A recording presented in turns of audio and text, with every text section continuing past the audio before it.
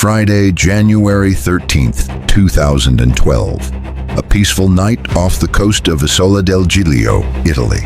The massive cruise ship MS Costa Concordia, a symbol of luxury and safety, quietly approached the shore. Then, in an instant, steel ground against rock. The power went out. The ship began to list. Amidst the darkened corridors, thousands of panicked passengers sought an escape route as time ran out. Orders arrived too late. Wrong decisions piled up. And while the giant vessel slowly slumped into the sea, 32 lives would never return.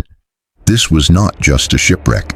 This is the story of fateful moments where arrogance, delay, and irresponsibility turned a floating palace into a metal tomb in the middle of the Mediterranean night.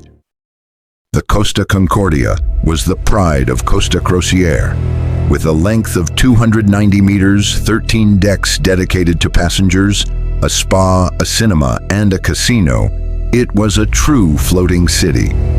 On the night of January the 13th, the sea was calm and the wind was light.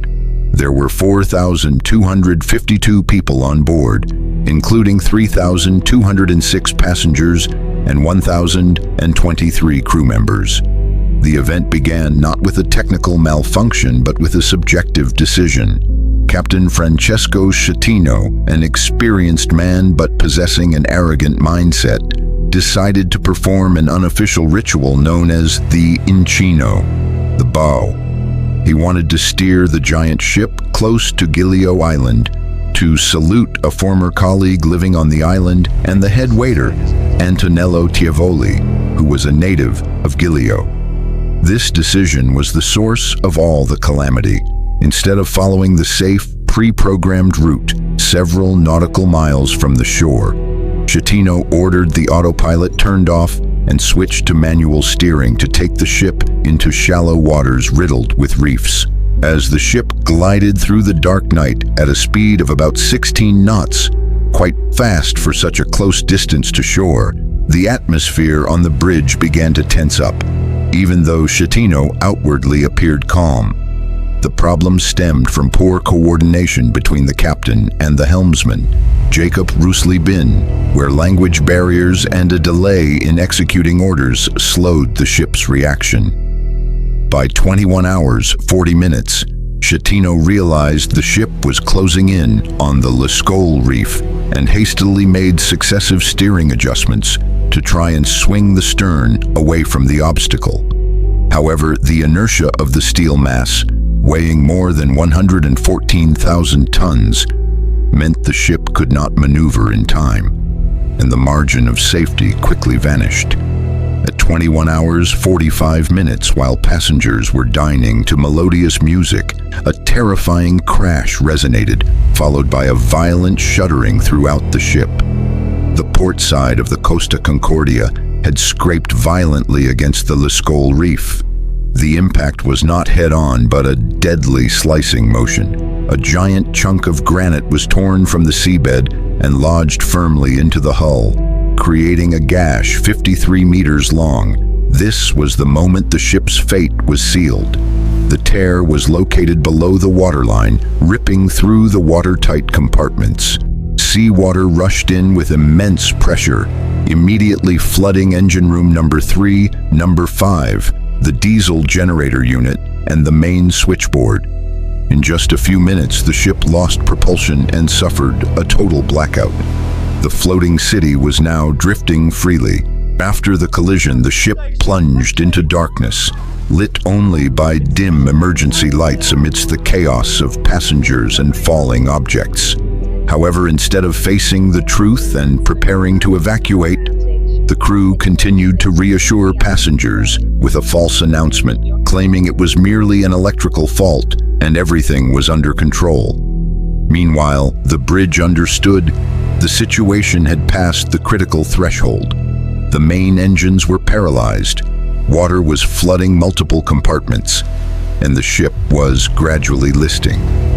Even when the Italian Coast Guard made contact, Schettino continued to hide the severity, calling it a simple blackout and refusing rescue assistance during the decisive moment. An ironic yet singular stroke of luck in this disaster.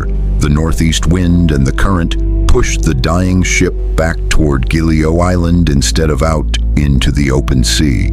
If the ship had sunk in deep waters offshore, the number of victims could have reached hundreds or thousands.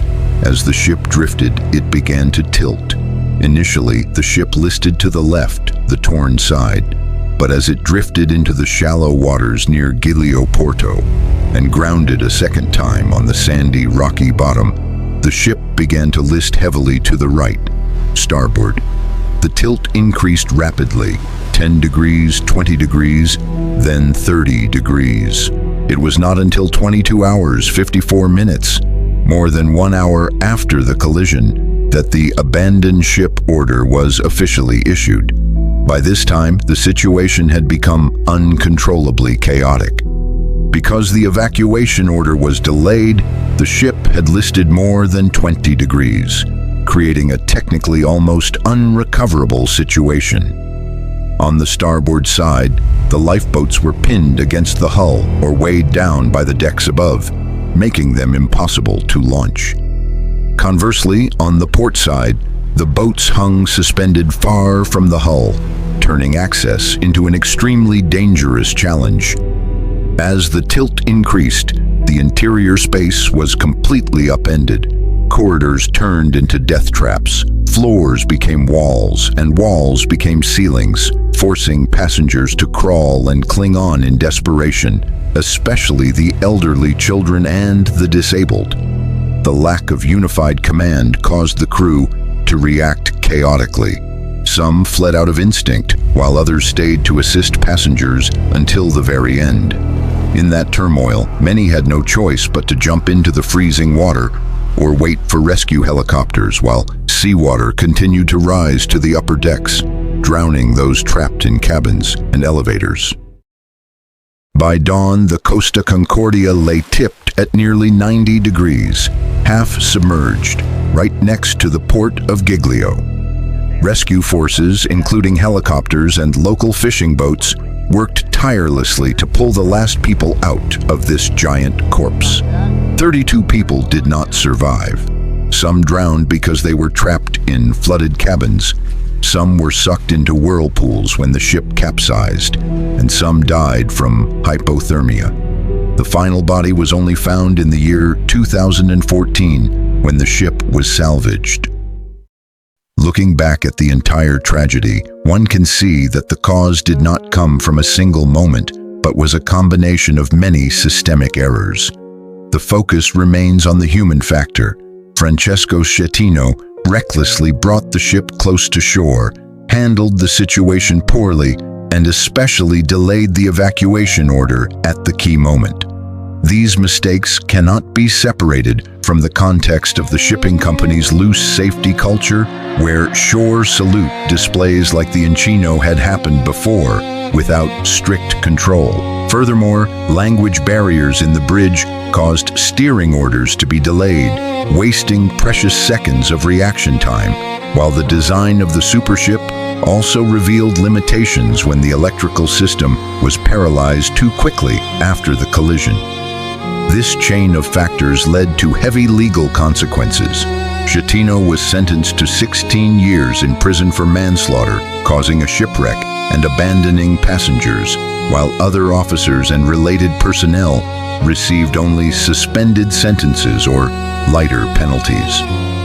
The Costa Concordia accident is a costly lesson written in blood. It shows that even in the era of GPS, modern radar, and automation, the human element remains the weakest link. The process of the accident, from the arrogant steering maneuver at 21 hours 40 minutes to the midnight chaos, is proof that disasters do not happen by chance. It is the result of a chain reaction. Complacency leads to mistakes. Fear of responsibility leads to lies, and lies lead to death. The image of the giant white ship lying tilted on the rocks of Giglio will forever be a sad monument to the collapse of a captain's responsibility.